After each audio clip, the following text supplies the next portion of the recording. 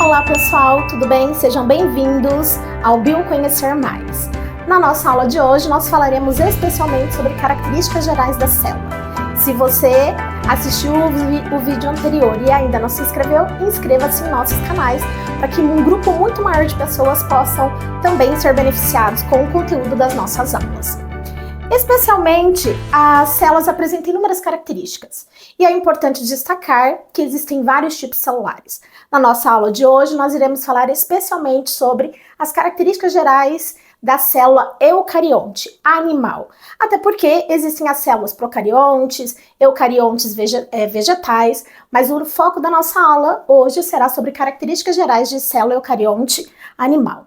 O que é a célula, então? A célula é a menor unidade que constitui um organismo vivo. A célula eucarionte trata-se de uma célula compartimentalizada. O que significa ser compartimentalizada? Significa ser formada por várias organelas celulares. E estas organelas celulares não estão simplesmente jogadas dentro da célula. A célula, como uma unidade tridimensional, as organelas estão distribuídas dentro das células em pontos estratégicos. Cada organela apresenta uma função ou um conjunto de funções bastante específicas, que são controladas e coordenadas pelo núcleo da célula, onde existem as moléculas de DNA, que vão determinar o que produzir, quanto produzir, para que a célula possa desempenhar as funções com bastante propriedade. Se fôssemos fazer uma analogia, a célula eucarionte funcionaria e as organelas funcionaria como se fosse uma fábrica, onde cada seção vai desempenhar uma função com propriedade, e todas juntas por um produto final. Assim, as organelas dentro do citoplasma da célula também podem determinar inúmeras funções e executar com bastante propriedade aquilo que elas precisam fazer.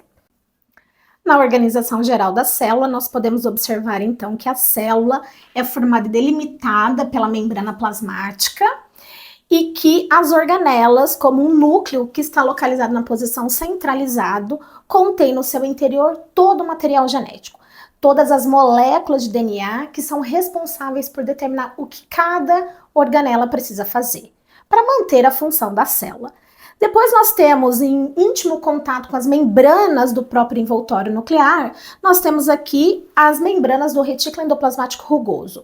O retículo endoplasmático rugoso recebe esse nome em especial porque apresenta aderidos à sua superfície os ribossomos, que participam da síntese de proteínas, né? Então, entre as principais funções do retículo endoplasmático rugoso estão a síntese de proteína. Do outro lado, nós podemos ver que existe um outro tipo de retículo, o retículo endoplasmático liso, responsável pela síntese de lipídio e biotransformação dos compostos xenobiontes. Compostos esses que são tóxicos para as nossas células. Além disso, nós temos ainda uma outra organela denominada de complexo de Golgi. O complexo de Golgi está localizado entre a membrana plasmática da célula e voltada para o compartimento que é o núcleo celular. O complexo de Golgi é responsável por receber tanto proteínas quanto lipídios para que eles possam realizar transformações celulares, né? Adicionar alguns resíduos de glicose, hidroxilas, a lipídios e proteínas. Então, são as modificações que nós chamamos de modificações pós-tradicionais. Eles também recebem a função de armazenar temporariamente moléculas.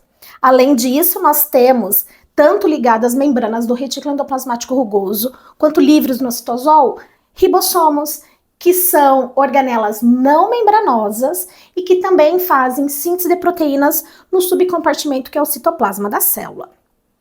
Destacamos ainda as unidades que fazem parte da digestão celular, conhecida como lisossomos, e os endossomos, que recebem moléculas provenientes do meio externo da célula, fazem uma triagem e encaminham aos lisossomos quando necessário, assim como também podem receber moléculas envelhecidas, mal dobradas, mal formadas ou que simplesmente perdeu as funções dentro da célula. Além disso, existem as famosas mitocôndrias, que são as organelas que vão realizar síntese de proteínas e contribuir para a manutenção e regulação da temperatura corpórea. De uma forma geral, né, nós temos essas as organelas, e os centríolos são conhecidos como as estruturas que participam de inúmeras funções, como constituição do próprio citoesqueleto da célula e que também participa do processo de divisão celular. Muito bem, Nesse contexto, nem todas as células são iguais, nem todas as células apresentam a mesma morfologia, embora todas as células apresentem todos esses conjuntos de organelas celulares. Claro, destacando que eu estou falando especialmente da célula eucarionte animal. Aqui nessa imagem nós podemos observar que existem inúmeras morfologias de células eucariontes, como as hemácias, como os leucócitos, células epiteliais, as células musculares, que são células alongadas e fusiformes, as células neuronais, que são as células que apresentam a morfologia mais diferenciada dentro das nossas células, e os famosos espermatozoides, que tratam-se de células móveis, bastante pequenas, e que apresentam cada uma delas os mesmos conjuntos de organelas celulares, mas cada uma delas, a sua morfologia está diretamente ligada à função que essas células desempenham dentro do nosso organismo. Muito bem, e quando nós falamos de organização de célula, nós estamos nos referindo à organização molecular da célula, o conjunto de organelas, mas a gente precisa lembrar também que as células apresentam um conjunto de substâncias químicas. Entre essas substâncias químicas, nós temos os chamados componentes inorgânicos das células, né? E aqui se destaca a molécula de água. A água representa, em média, de 70% a 80% da composição da célula. Dentro, né, que está confinada ali no citoplasma da célula ou até mesmo nas organelas celulares. Entre os componentes das células inorgânicos, nós também temos os sais minerais que representam aproximadamente 2%. Já os componentes orgânicos das células, nós temos lá proteínas, representam 15%, ácidos nucleicos 7%, ácidos nucleicos são as nossas moléculas de DNA e RNAs, os carboidratos, lipídios e alguns outros elementos.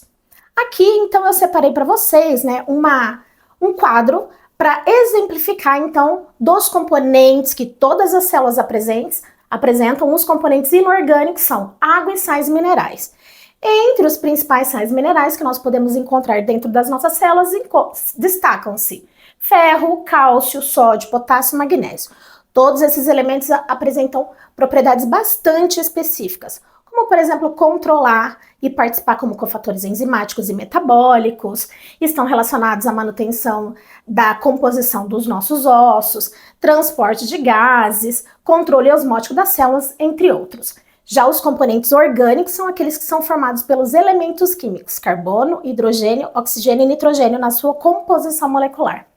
Destacam-se as proteínas, os lipídios, que popularmente nós conhecemos como gorduras, carboidratos, fonte de energia e também fazem parte da composição das células, ácidos nucleicos, que são representados pelas nossas moléculas de DNA e RNA.